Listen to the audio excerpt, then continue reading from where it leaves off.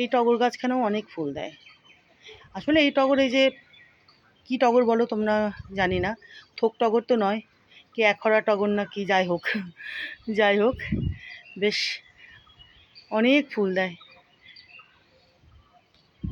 দেখো হাওয়ায় দুলছে, ভালো লাগে না বলো? গাছ যদি ফুলে ফলে ভর্তি হয়ে থাকে, কার না ভালো লাগে? সবারই ভালো লাগে। আর এই যে মাধবীলতা গাছের কুড়িগুলো বুঝতে পারছো কতটা বড় হয়ে গেছে? এই যে দেখো, এই যে দেখো, কত কত গাছ ভরে কুড়ি এসেছে। সেদিন তোমাদের দেখিয়েছিলাম, তখন ছোট ছোট ছিল, এখন দেখো কতটা বড় বড় হয়ে গেছে, আরও কুড়ি হচ্ছে। এই গাছে থোকায় থোকায় মাধবীলতা হয়, মাধবীলতা বলো, মধুমালতী বলো।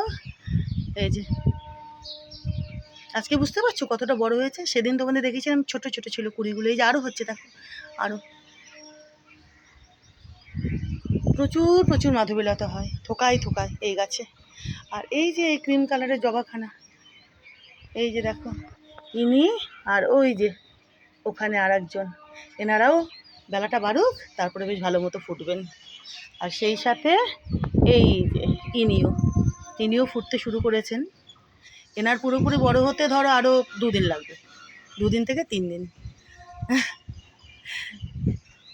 রংখানা দেখো, হলুদের যে রং, দেখো কি সুন্দর, দেখো কি সুন্দর, কি সুন্দর। আর এই যে এই সাদা জবা, এই যে দেখেছ, ইনিও কিন্তু, এই যে দেখো, ইনিও বেলাটা বাড়ুক, তারপরে ভালো মতো প্রস্ফুটিত হয়ে যাবেন।